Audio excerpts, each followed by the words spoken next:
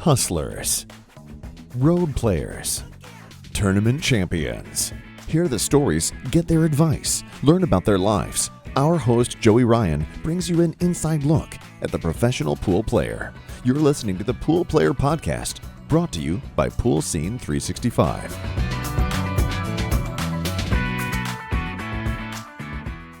Hey guys, Joey Ryan, Pool Player Podcast. Thanks so much for joining. This is the start of season 2, and we have a great interview for you today. It's a guy who's really right at the cusp, top amateur, kind of knocking on the door, but he really doesn't aspire to be a professional pool player. But what he does do is he's an instructor, and he's really like coaching folks. And I tell you, the referrals that I've gotten on him, people are just like, man, a couple lessons with this guy, and I just feel like I'm a completely new player. And we started talking, I guess, about right when I started the podcast.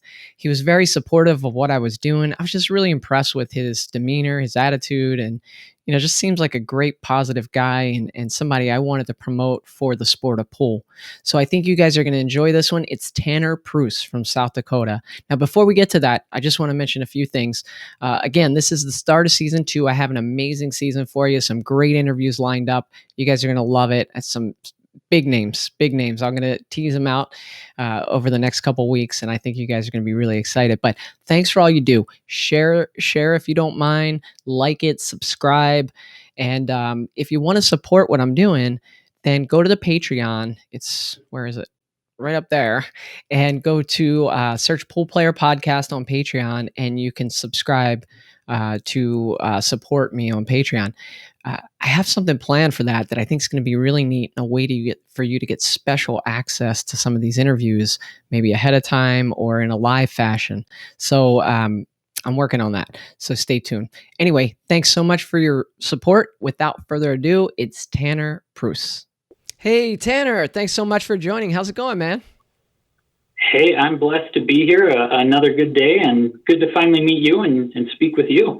Yeah, like right from when I started the podcast, it's like, you and I were almost like best friends online.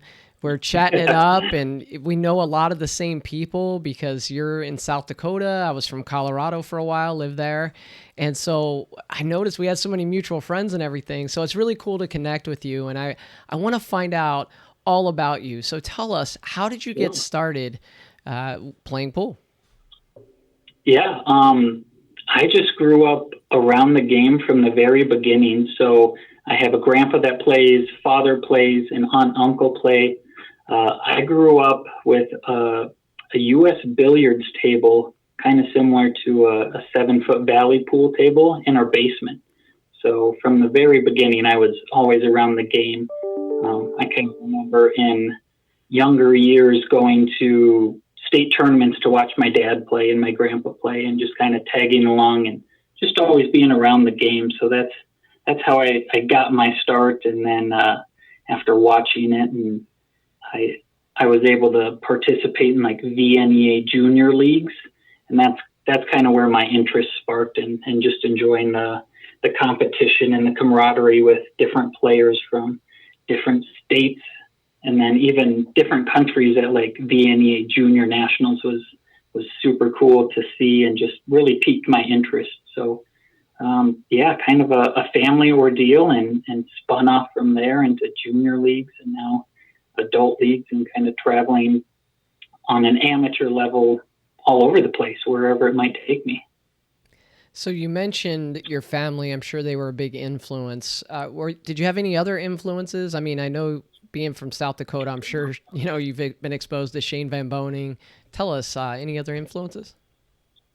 Oh, for sure. So grew up always seeing Shane play at the state tournaments, and just kind of as he was breaking through is where I started coming on. But I got real serious kind of right around high school. And that's where I was brought on a top team in South Dakota, and that was through Mick Tiefenthaler, and he's kind of the one that took me under his wing to, okay, here's what high-level competition in pool is like, and here's how you succeed. Here's processes and systems to do, because we're not just going in there willy-nilly. Like, these are specific things you do to give you an advantage, and and just be more confident and have that consistency. So Mick played a big part in my game. And then also right at the end of high school was my first professional instruction. I worked with Randy G out of Texas. He came up to Eastern South Dakota and ran this is a 3-day clinic for 10 players kind of around South Dakota and Minnesota. And that just really excelled my level. And I was super happy with that investment. Just found it super valuable. Things I still use to this day. And without Mick and Randy, definitely wouldn't be where I am today on the amateur level, skill-wise, for sure. So, with everybody, there's something that draws us to the game, some attraction that we have. With me, I always love math and geometry. And, is there something that kind of instantly grabbed you and said, yeah, this game is for me? I was trying to think of that moment. Like a lot of players say, it was the first time they saw a draw shot or a massé shot or a jump shot or something really cool. I think just the competition and the camaraderie from people of all walks of life and all over the country and different countries, just being brought together with this one silly little game, and that there's so many different strategies and kind of skill levels. I think that just drew me to the game and just got me addicted for sure. I love that you say that, because I tell people, I meet people and I tell them I play pool, and they're like, why do you play pool? And one of the things I find that's most fascinating about the game is you could literally play in an event and the person that you play be like somebody who's really down on their luck and struggling, maybe even homeless, living in their car. And then the next round you play a millionaire who's playing with a $10,000 cube, And so it's given me, and I'm sure I kind of picked that up in your answer. It's given us the ability really to meet people that we wouldn't normally meet, have relationships we wouldn't normally have. It's funny story real quick, kind of an aside. I sold a cue yesterday, and this guy was going to come to my house and pick it up. And so I forgot and I left and I ran to the store. And so we have one of these door locks that has like the combination on it. And so my wife and I are on the way to the store, and I'm like, oh, I got a friend coming over. He's picking up a cue. And I gave him the code to the door. And she's like, what? A pool player? You gave him a code to the door? And I'm like, no, you don't understand. There's like this, you just get a feel about people, and folks that you play pool with. And there's just something good and wholesome about it. Do you have similar experiences? Oh, absolutely. There's just the sport gets a bad rap, but when you look at the people in it that you're around frequently or run across at different events, it's just so reassuring. Like there's good humans out there, and that's awesome today, for sure. Well, I know you've been pretty big in the instruction game, which I'm sure you've met a lot of great people doing that as well. What initially attracted you to teaching people how to play pool? I was thinking back of like, when did I actually get started? And my aunt sent me a picture of a report card. So the year's 2003. I'm like just going into high school. So I'm a middle school graduate, and my first cousin is in our basement and we're playing pool. And I'm like, I'm going to teach you how to play pool, just because I was a little better than he was. So just being young and weird, I was like, I'm going to make you a report card. So you're terrible at all these things starting out beginning of the summer. And let's see at the end of the summer if we can't improve some of these grades. So after I've been instructing now, like the last couple of years seriously and taking it serious and doing some good marketing, she messaged that over to me. She kept it from 2003 of my first cousin's report card, and it's hilarious. We'll get an image of that for people to check out. Yeah, that's awesome. And assessment is really so important. It's the part that I think we do the least amount of, right? We can work on new things, but how often do we measure kind of where we are and where we're going and how much we've progressed, right? My kids play on a club soccer, and we pay thousands of dollars a year for them to play. And this is the first season that they're actually getting an assessment preseason, and then they're going to be able to measure that against where they are midway or towards the end of the season. So I think that's great that you're doing that. Are you working with top players? Are you working with amateurs? Both? Like, what are you doing now, and what do you aspire to do with instruction? Yeah, so just recently we had our South Dakota State tournament on an amateur level. I think it was here in March, and I did a little event just between singles and team for the juniors. Just a free couple hours, like, hey, swing by table XYZ, I'll be there, and I'll give free instruction. And that was super cool, just to have juniors that might be there watching their parents, and their range could be, I've never held a cue before, or my dad takes it really seriously and he's taught me, and here I am, a good advanced junior level. So it's a big range with the kids, but then also I do a lot of amateur instruction, just taking people like 500 Fargo rate, and let's develop that consistency, and let's find that confidence, and just tweaking some minor things and getting processes and systems in place that they might not otherwise know that they're not doing, just to increase their skill level. So it ranges. I got a big heart for the juniors, but amateurs and even top level amateurs, I enjoy helping. Nothing on the pro side yet, but that's down the line for sure. Well, I know you have an event coming up with my arch nemesis. I can't believe you partnered with this guy, Adam King, a really good player out of Colorado. We were talking a little bit about it before, but that guy, man, I had a hard time beating that guy. He's a really good player, and every time we faced off, it's so funny because we would gamble, and if it was like 500 or more, he'd win, and then we'd play a set for 100 and I'd win, so the guy's up on me. We're probably close to even in wins and losses, and the guy's up a lot of money on me. So how did that partnership develop? Is it just this one event, or what are you guys doing together? Sure. So it's coming up July 3rd in Denver at Tony Piazza's place, Piazza Sports Bar over in Aurora side of Denver. So we're just taking 6 seats. I think we have 2 seats left that are unfilled.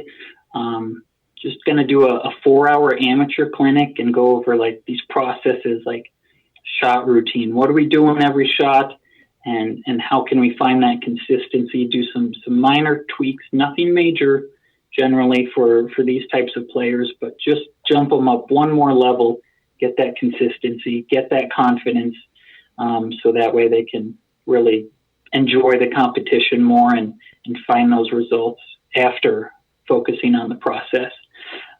But yeah, Adam and I are just both pool nerds. We love talking about the game. We just, nonstop talking about the game. So we're like, we need to bring this to Denver, make it happen, and excited to do it at Tony's Pool Hall. That's going to be my first time there. So excited to host the clinic and try the food. Absolutely. Yeah, it's a great place. I was there for the Danny Olson, Chris Robinson match. I commentated that match, and beautiful place. And Tony and Patrick, they do a great job running that place. In fact, I was telling somebody that I'm in there talking to Tony, and we're having a serious pool conversation, and one of his customers is like, hey, Tony, the guy was like an APA 3, come on over and play me a game of 8-ball. And Tony's like, I'll be right back. Goes over and plays the guy. And it's just so cool to see them interacting with their customers the way that they do there. It's a great place. Yeah. So in terms of instruction, I don't want you to give away your secrets. I know you probably make some money with this, but can you share with us one piece of it? If you could only give one piece of advice to an aspiring player, what would that be? What do you see maybe most often in a player that if they make slight changes to it could really help them out? The biggest one lately that I think is lacking, that's not talked about much, let's focus more on the process rather than the result. Because everyone has so much anxiety. I wanna win this match, or I really want to win this tournament and do well. Well, those are things outside your control. So, use stressing or having anxiety about those. But let's focus on the process of what might get us there. So pre-shot routine, like let's do the same thing on the same shot every time. And that way it's going to be repeatable. We'll have that consistency, have that confidence, and focusing on that process will in the end lead us to that result, rather than just having anxiety about it and maybe one day waking up and not having a consistent process, or one day where we really work on that process, we can find consistency, find that confidence. That's the biggest thing that I see that people should work on. I love that because, it's kind of like poker. In poker, you could play perfect and still lose, right? So you can't be results oriented. You can't make a bad play, make money on it, and think you're a great poker player, right? It's the same thing with pool. There's decisions that you're supposed to make while you play pool. And if you make the wrong one and try a 3-rail bank shot when you had an easy safety there and you happen to make it, it doesn't mean that, it was the right play. And so with not being results oriented and just trying to get to that place, and with a lot of the professionals that I've talked to, that's what they strive for, is to get to that place where they're playing, at almost like a Zen-like level. And it's not so much about winning and losing. It's about kind of achieving perfection as a player. Have you seen that in your own game? Absolutely. You kind of gave me a heads up on some of the questions just so I didn't panic like Molina Mike. So I was like, Joey, give me a few softball questions. I'll be ready.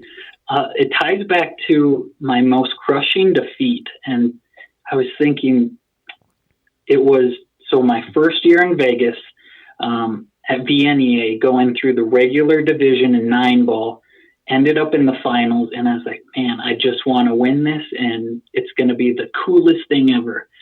So I was on the hill in the first set, and it only raced to 5 or so, and it was maybe 4-3, and I had the perfect opportunity, easy 8, bump it over for position on the 9, and I was thinking, like right before I shot the 8, I was like, I got this, I won. So then I left the present moment, got down on the shot, hit it right into the rail, jogged the 8-ball. Should have been out 99 times out of 100, but just leaving that present moment, thinking about results in the future when I still have a job to do of my shot routine, left it. So I think that's a huge lesson for amateurs. Don't leave the present. Don't worry about the results. They'll come. Focus on the process. That's your job for the shot. Man, if I had a nickel for every time I went through something similar. I had John Schmidt down 8-0 in a race to 9 one time. And, I'm looking at the online bracket, like, who do I play next? And of course, what happened from there. John ends up catching fire and coming back and beating me 9-8. So you mentioned VNEA. I know a lot of your pool success has been in VNEA. Take us through some of your accomplishments. You seem like a humble guy, so this is probably uncomfortable for you, but take us through some of your achievements with VNEA and maybe some other tournaments and events. Sure. I mean, honestly, just started out with my parents. They ran the VNEA Junior League in Pierce, South Dakota, where I grew up, just so I could get qualified for junior nationals. And that was over in like Minnesota and Iowa at the time. We ended up doing pretty well in a team event one year, but my highest was third in a singles event for VNEA Junior Nationals. Outside of that, we have South Dakota state tournaments as adults. I've won that, I'd say 4 times in singles events at like the masters level, so the highest amateur level in South Dakota.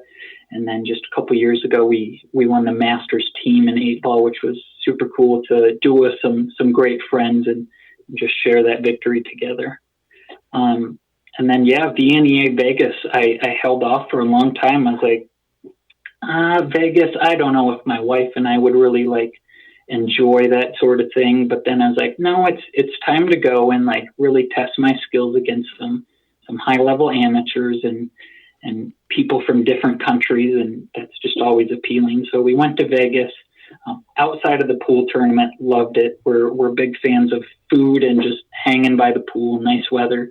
So there just happened to be a pool tournament. happened to do really well, and I won the 9-ball in the regular division. I was like, perfect. We have a good chunk of money from that tournament. Let's parlay it into next year, VNEA Vegas. So we go again, and this is 2019, bumped up to the intermediate division, ended up winning the intermediate 8-ball this time, undefeated, which was pretty cool and interesting because I enjoy 8-ball, but it's not my favorite, and I'm not really known for my 8-ball. So I was like, cool, intermediate's a great level for amateur working player, and win the 8-ball. I was super pleased. So we're going to parlay that money again into 2020 Vegas, but then COVID happened. So we're going actually next week. So that'll be the next VNEA Vegas, is starting next week, end of May through early June, and I'll be in the Masters for all the events. Any predictions for that event? We're going to go there and focus on processes, and the results will be what they will be. They're out of my control. I just know I'm going to have fun, see a lot of friends, and just put my focus on doing my job and just giving every shot the attention it deserves.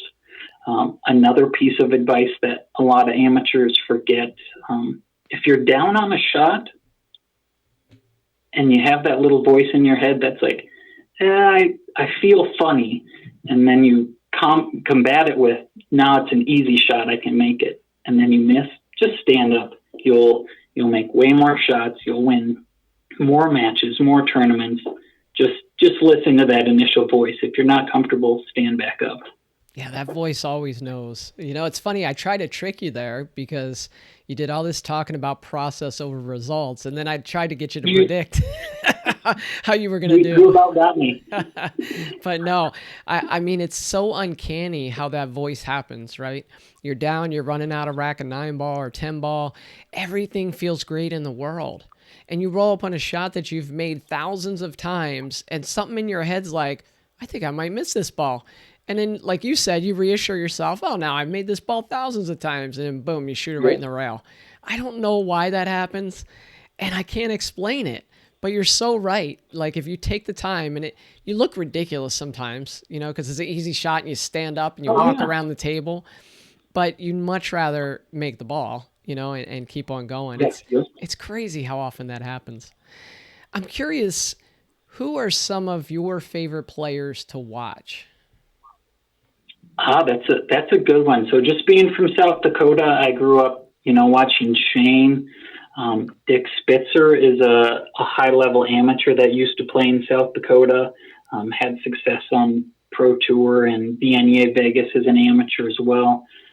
I'm just getting into One Pocket. You could maybe kind of see some of the books behind me on my work shelf with a couple trophies, and I'm really addicted to One Pocket now and learning everything I can. So watching all the streams of One Pocket matches with like Tony and Scott Frost, like that's just super appealing, and I enjoy the aggressive style of that for sure. I have a great book recommendation for you if you don't have it already. A friend of mine that I used to play against in Maryland, although I never played One Pocket against him, ironically, but his name's Tom Worth. He wrote a book, One Pocket, A Game of Controlled Aggression. Excellent book. Yeah. I picked it up about 6 months ago, and Tom was great to work with. He wrote me a little note in there and everything. So if you don't have that one, I can definitely connect you with Tom so you can get that one. It's a great resource. Awesome. That's going to be good. Yeah, I like the mental strategy of that one. It's very chess-like, and I might not shoot as good as you, but I'm going to think I'm smarter than you. And that's just hilarious. And I find that game really intriguing right now. Yeah, I'm with you. I love that game. It's a game where you bring out all of your skills as a pool player. You might win, you might play a 9-ball race, to 7, or an 8-ball race to 7, and you might never bank a ball. You might never, I'm sure you're going to have to kick in 9-ball, but you might not have to be as precise as you do in One Pocket, right? And it's such a simple game, right? Don't let your opponent shoot at this hole. You're going to win. Yeah. But that's so hard to execute sometimes. It's crazy, and watching these people who've played and just seeing them get out of your traps, you can really learn a lot. And I get the feeling you're kind of a cerebral player. And so that's probably why you're pretty attracted to the game. What is your favorite game other than, like, I know you're dabbling in one pocket now. You said you don't like 8-ball as much. What is your favorite game? So my whole background is all bar box everything. That's what we have in South Dakota.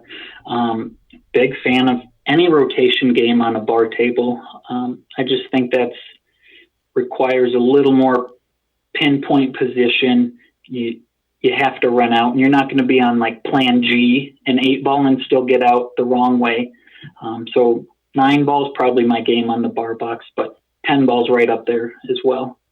Well, I've seen some amazing highlights from you, and I'm going to try to insert them into this video so that people can see some of them. But a lot of them involve a jump shot. Watching you execute the jump shot. How did you hone your jump shot skills other than just bad position? Bad position. No.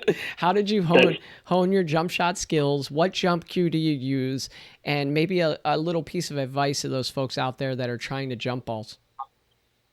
Yeah, honestly, just kind of growing up as a young kid, you're like, I want to do the cool shots and make a trick shot video, and jump shots is right up in there. But it wasn't until there's a player from Sioux Falls. He uses a Keith Hanssen cues. He's a cue maker from Sioux Falls, and kind of got a cool story with him. But Maury Johnson is like got to be the best jumper in the state of South Dakota, and he just blows my mind with what he's capable of doing. So then I'm like, well, if he can do that, I know it's possible. So then I'm just going to work my tail off to get to kind of on his level, or at least close to it, and just practice really. So I use Keith Hanssen cues out of Sioux Falls as my jump cue. Also use a Cuetec Silver Bullet as another jump cue, just depending on the distance I have to jump, the height, and just control. So kind of just using two different jump cues, and just always makes for good highlights and get me out of trouble if I play bad position or they lay down a good safety that I can still jump out of. Have you tried the Propel? I mean, I'm not on Cuetec's payroll or anything, but I recently started using the Synergy shafts from Cuetec, and I really love them. I have a few of them, but I bought a Cuetec Propel jump cue to raffle off for the YouTube channel that I did not too long ago. And it's funny because I said it was test hit about 5 times. It was probably test hit about 500 times because I was loving it. But I'm curious if you've tried that Propel jump cue. Yeah, I've tried it. I have a lot of friends with it, and it jumps super easy. For some strange reason, I feel like I just get a little more control with the Silver Bullet, probably just because I haven't put in the time to get used to it and know the little nuances, because on jump shots, if you're off just a little bit, depending where that cue ball lands, is it still bouncing? What kind of speed does it have? They're super touchy. So I think I would enjoy the Propel. I just need to go through the growing pains of working with it and getting that experience and exposure to it. Tell us about some of your experiences with the action report. Sure. So this was probably around the time of like late high school going into the college years for me. I knew Chad Pullman out of Sioux Falls, one of the founders of the action report. He invited me on a couple different trips. We would go to like Shooters Billiards in Olathe, Kansas, couple different events there, and then also Big Dog Billiards in Des Moines, Iowa, to see like, I think that one was Scott Frost versus Shane on the bar box. Just getting to see the pros in person, see them shoot, practice, gamble at a high level, high competition is just always going to help someone's game when you're around that and be like, okay, this is what high level pool is. And then just gaining some funny stories from all the trips and the gambling stories with that is great experience for an amateur, and super blessed to have that as a young kid kind of growing up in the pool world.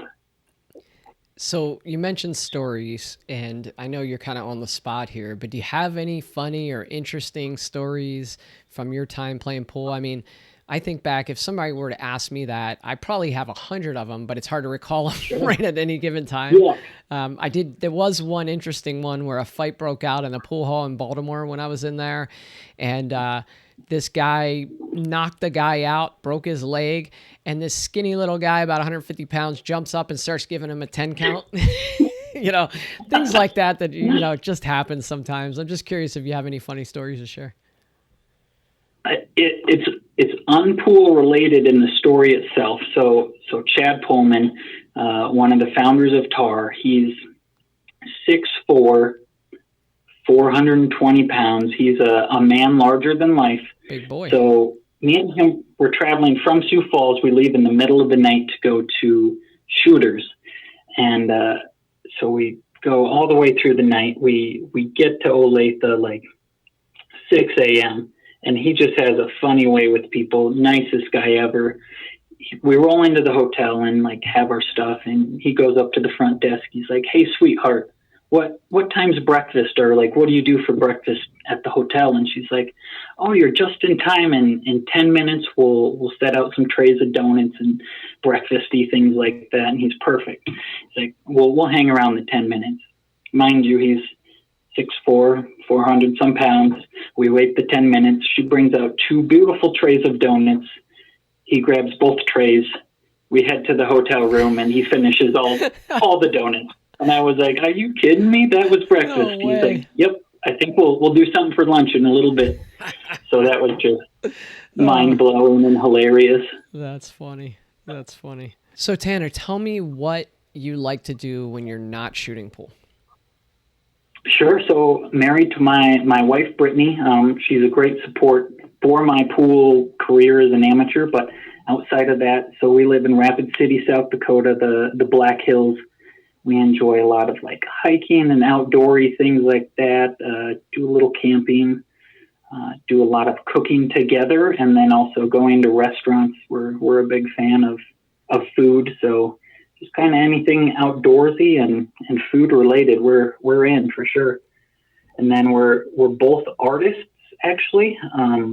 So I'm more abstract paintings, and she'll do different abstract paintings and creations. So that kind of takes most of our time outside of pool. Yeah, I heard about that. I think I've seen some of your work. Do you sell it or do you just do it for fun? Yeah. How does that work? Yeah, so my wife Brittany got me into painting. She was the original artist, and I was like, well, it looks kind of fun. I'll maybe make a mess in our little studio we have, and just kind of developed from there. So all abstract stuff for me. Kind of do like abstract American flag paintings is my biggest seller right now, and sometimes some abstract pool balls. But yeah, we just in our free time kind of create and then sell those to. Our biggest clients are pool players, just because they're friends, and we're blessed to have them support us. Awesome. Well, I'd like to. I'll put up a link or something so people can connect with you, Sure. or because I know a lot of pool players. Yeah, absolutely. Yeah. So, do you find that your background with art and your wife's background with art, does that ever come into play in your pool game? Like, do you ever? I would say.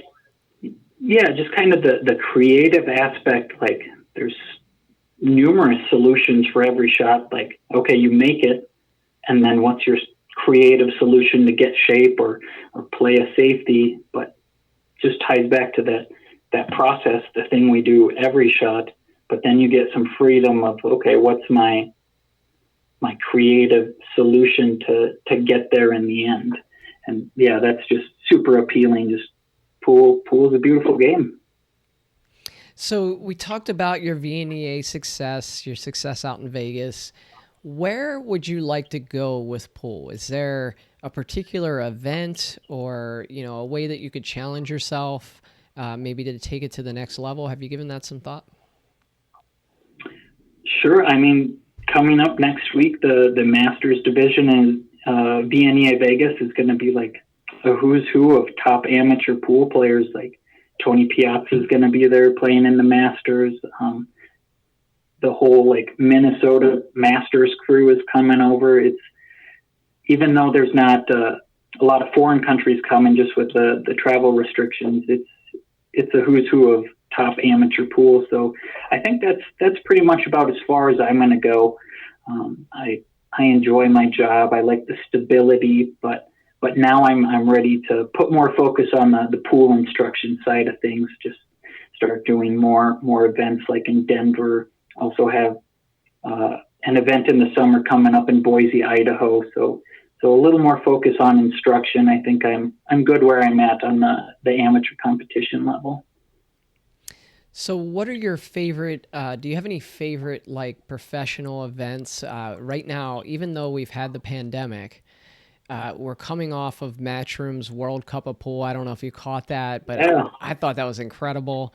You had the Championship League pool, which I think people are still trying to figure out the format, but it was still great to watch, all the pros play. You had obviously the Mosconi Cup. Now we have the World Pool Masters coming up, US Open. If stuff gets back to normal, what are some of your favorite events to kind of sweat or get into? For sure.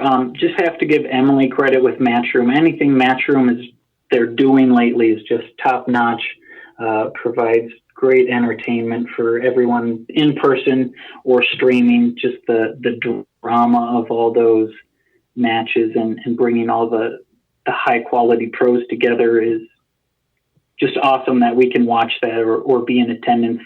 Another one, I think the Derby would be a great one for me to attend, just to see all those pros up close and personal, and then participate in the one pocket division. Hopefully, I think that'd be a fun little test, and you never know who you're going to draw on that. So as an amateur, that's appealing, just to pay my entry fee and hope I get some cool draw and a great professional.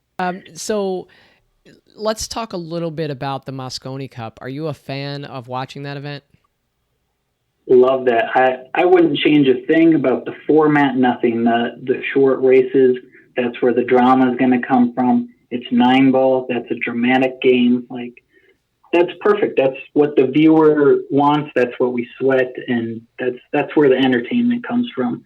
I'm excited to watch it this year, and then in whatever future years, if it's back in Vegas territory, I think that has to be on someone's bucket list as a pool player, just because it's so accessible for us.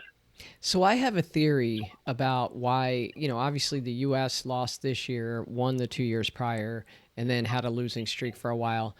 I have kind of a theory, one theory about why that is.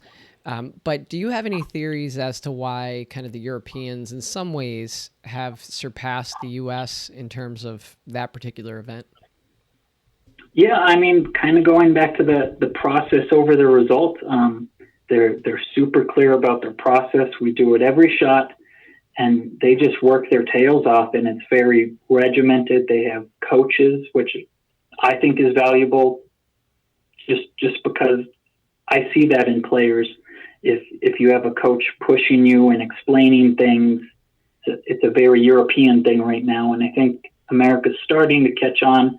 Joey Gray, Jeremy Jones are doing great jobs of kind of breaking down that barrier. Like, no, you can have coaches as an American, and I think just over time that's going to really bring back the results for the USA side of things. You stole my answer, because that's what I think. I think that's a big difference, is the personal coaches, right? Because it's one thing, I think in the United States there's been this idea, right? They see a flyer with Tanner Pruess and Adam King in Denver, and they're like, oh, well, I play, I play somewhere near you guys, so I don't need to go to their thing, And there's almost like an ego that kind of comes into play, where people think that they don't need instruction, and it I guess boils over into coaching. Like, well, why do I need a coach? But you look at Tiger Woods, he has a swing coach. You look at, every, mainstream major athlete, they have coaches that are helping them develop different aspects of their game, their strength and conditioning, hitting coaches in baseball, pitching coaches, etc. And I really think we're missing a big opportunity in the United States for coaching. And obviously there's got to be money there to support any industry, and pools has challenges there. But do you see, because just talking to you, I see you as kind of like a personality that might really be good in that role, right? Like partnering with somebody like a Shane Van Boning and, being there to watch his form, being there to say, hey, Shane, you're getting away from this, or did you try that, or did you try this? And obviously you're not the player that Shane Van Boning is, but that doesn't mean you couldn't be a coach. Have you given thought to personal coaching with maybe top caliber players? Yeah, I think kind of once I work my tail off on the amateur side of things and coaching them, getting some results, just to kind of build a resume as a pool instructor and translating that over. Okay, let's work with some lower level pros and make sure we can still provide that value. And then, who knows where it goes, really. Yeah, I mean, I think that's huge. I'm not very good at that, to be honest. Like, people ask me, well, how do you do X, Y, and Z? I don't know. I've been playing pool for, 40 years. I don't know. I just do it. How do you aim? I don't know, right? But then I've met people, my buddy Mark White, who I do the Booth Brothers with, he's a coach, and he saw a video of me shooting pool, and he was like, let me tell you the 47 things you did wrong there. And I'm like, I ran out. What are you talking about? So I think that's a huge opportunity that we're missing in this country that could really help to elevate the game and get us back on that level where we're not the underdog going into the Mosconi. And obviously we field a great team. There's no doubt about it. The 5 players we put up this year, everybody was talking about Chris Robinson. Oh, I don't know about him. Played the best out of all of them. So we have the talent to do it. But I think that fundamentally, when the pressure and the heat is on, the fundamentals are so important, right? And that's where the fundamentals start to break down if they're not rock solid, is when that pressure is on. Yeah. And I think a coach really helps with that. So if you were picking, let's say Jeremy Jones gives you a call and he's like, hey, I hear you're doing some great things up there in South Dakota, Tanner. I'm stepping down from Mosconi captain. I'd like for you to be the captain. Who would your 5 be? Ooh, that's, I'm going to answer it. I'm not shy about it. I think you have to have Shane on there. Big fan of Sky, of what he brings to the team. I think Bergman definitely has to be on there for 9-ball. And then I'm going to go with Tyler Steyer, just because he's very process-oriented over results, and he's ready to put in the hard work. And then also Chris Robinson. I think he's right there too. Focus on the process. Who cares about the result? We'll learn from it if we fail and just work our tail off to get better. I've actually sent a couple messages back and forth with Chris on like the mental game of things, and he provided some good book recommendations from Tim Grover is the author of Relentless and Winning. So if you're interested in the mental side of sports and winning, I think those are both two really good books that I would check out. And I think that's the mindset that Team USA has to kind of take over. I love that you answered a question. I loved the 5 people you picked. I loved that you gave a book recommendation. And in fact, what I'm going to do is I'm going to give away a copy of the book to a random commenter of this video. So guys, if you want a copy of that book, what was the name of the book again, Tanner? I'm going to order it. So there's 2 of them, Relentless by Tim Grover, and then the newest one, I just got it yesterday. It's called Winning from Tim. Oh, both from Tim? Okay. So we'll give away 2. We'll give away 1 of each to a lucky commenter. So go ahead and hit up the comments. Tell me what you love, what you hate about the podcast, and I will randomly pick 2 comments, and we'll send out a book to you. So thanks for those recommendations, Tanner. I appreciate it. And the comments that you made about Chris Robinson, I just got to say, I'm a huge fan of Chris Robinson. I sat there and watched him just struggle through 3 days of Danny Olson just playing almost perfect pool. And it was so bad that you got to root for Chris. He's just such a great guy. And I had breakfast with him the second morning, and, we talked, and man, he was so stoic in defeat. He was so just a great sport about it, and knew that he needed to get back to the drawing board, especially with his 10-ball break, and work on it. And I believe it, right? There's some people that say, oh yeah, I'm going to go back and I'm going to work on this. And I'm like, are you really going to do that? But not Chris Robinson. I agree with you. And I think if you look at trajectories of where players are headed in the next 5 or so years, I think he's headed straight to the top. I think that was a great call. Yeah, I think just after that match with Danny, of how he broke down on Facebook, okay, here's what happened, here's what I learned. That kid's not a loser. He's going to learn every time he fails, and that's just another tool in his toolbox for his next match. And yeah, I think he's just going to continue to be more rock solid with the coming years, and that'll be fun to watch him grow. So we talked about your desire to do billiards instruction, how you guys are doing that. You're doing it with Adam. You do it yourself. What about folks maybe who've, played pool for 20, 25 years. They're good amateur players, but they have that eye. They can pick up on things. Do you have any recommendations for them in terms of starting the process of becoming a billiards instructor? So something I'm going to go through hopefully in the near future, just depending on schedule and travel, just go through the PBIA certification for instructors. One that's going to be a great resource for you as an instructor of content to teach and like a proper way to teach it. And then also on the marketing side of things, you'll be on their website. You'll be accessible for people searching like the state of South Dakota, who's a pool instructor. I don't think there's anyone right now. So I think that's going to be the biggest key to tying it together seriously, is just go through the PBIA they do like 3-day trainings for instructors to get certified. And I think that's going to be the best way to get started. So you're an instructor, you're a great player, you are an artist. Have you considered some online content, maybe a YouTube channel or something like that?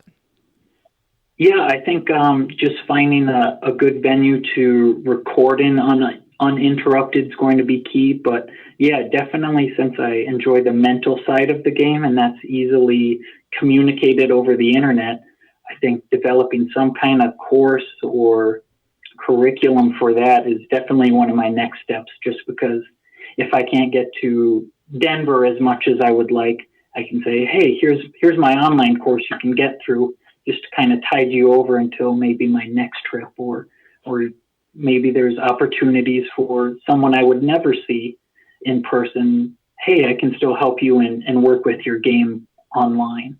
And I think just with like Zoom, the technology's there, and just getting that set up first and then tweaking it, I think that's definitely kind of my next route to go for sure.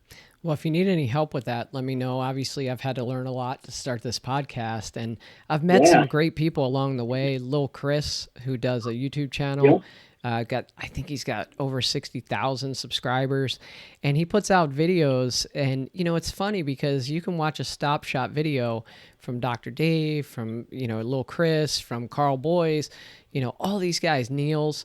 They all have this online presence, right? And you can pick up something from each. Like something different, a nuance or a new way of describing something that I think can really help a lot of players out there. And so I would encourage you to do that. I'd encourage you to start a YouTube channel or some type of online content that you can share what's in that head of yours with all those people that are out there. Now, not everything, right? Because you still got to get some students, but I think that would be a good route to go, and I'm willing to help you anything you need to get started. Yeah, kind of the cool thing I just started real recently is just releasing in a cool kind of eye-catching graphic, is like simple weekly tips, maybe not necessarily on fundamentals or mechanics, but more on like the mental side of things. Okay, let's disregard things we can't control, like a player getting lucky in 9-ball. Like, you can't control that. Just wait for your next opportunity to get to the table, do your job.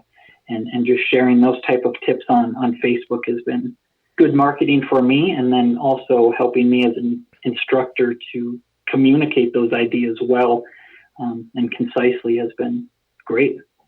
So I also have a Patreon account. I'm not sure if you know what that is, but for online content creators, folks can support the channel, so like Pool Player Podcast. So I'm wondering, would you be willing to do like a 1-minute video or something, maybe 2 minutes with some of those mental tips or something that I could share to my Patreon audience, give them like a little extra something out of this?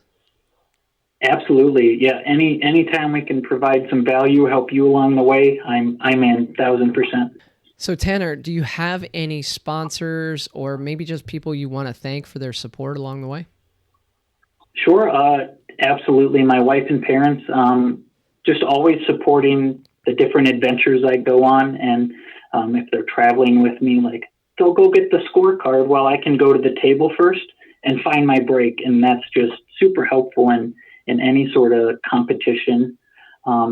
My employer is super flexible. I work for MG Oil out of Rapid City. They're always behind me of whatever tournaments I want to go to and make that work with my schedule. And then Keith Hanssen Cues, based out of Sioux Falls, he's kind of my cue sponsor, and I help him with his website. But they're just a great family, put out a great product that I'm behind, and kind of got a cool story with how I actually met him. If we want to cover that, have just a little time. Sure, yeah. Lay it on me. Okay, so let's go back to VNEA Junior Nationals. They give us different little goodie bags of chalk and goofy little products, but one of the years, it had to be early high school, they gave us the Hand of Masters 1995 calendar. The year wasn't even 1995, so I don't know why we got it. Kind of like a collector's item. So I'm flipping through this, and I'm like, hey, this guy's from Sioux Falls, South Dakota, Keith Hanssen. Wow, he does these are like the best of the best cue makers in this calendar. And I just thought that was cool. Never met him, didn't know much about him outside that. Fast forward to, I think, the years 2008 and 8. I'm in like my sophomore year of college. That weekend is homecoming, but our state 9-ball tournament is that week, kind of going into the weekend. And I was like, well, I'd like to go play master singles and just do that. No team. And then we can go back to the other side of the state and enjoy homecoming. So I end up in the finals, and I'm playing none other than Keith Hanssen. And I'm like, you're the guy from the calendar. And he's like, yeah, I make cues. And he showed me the one he was making. I ended up winning that state tournament, and that was my first Masters title. And then we just kind of forged a friendship from there, and helped him with his website. Now I shoot with all Keith Hanssen stuff, and just a great guy. And I thought it was the craziest thing of how we met, just going from the junior internationals, like, hey, you're in this calendar, to meeting in the finals of the Masters was just storybook. It was cool. You know, Tanner, you seem like an awesome guy. And just from our interactions over the last, 8-9 months online, Sure, just a great influence to the game of pool, a great personality for the game of pool. Does that ever factor into your mind when you're thinking about like your students and the people that you work with, is not just teaching them about pool, but teaching them about, how to be a decent human, how to be a good competitor, a good sport? Does that ever come into play? Oh, for sure. Just using my faith to reach out to people. Yeah, with pool instruction, but like how can we help each other and just be human beings kind of along the journey. And that's what it's all about, really. That's awesome, man. We need more people like you in the game. And I thank you for taking the time to be with me. So really, for those of you, or for those people out there that aren't familiar with Tanner Pruess, go ahead and lead us out. Tell them what you want them to know about you. That's a good question. I'm just always here to help as a person, pool instructor, player. If I can provide some kind of help, like that brings me joy. So just reach out with whatever request, and let's see if I can't help a little bit.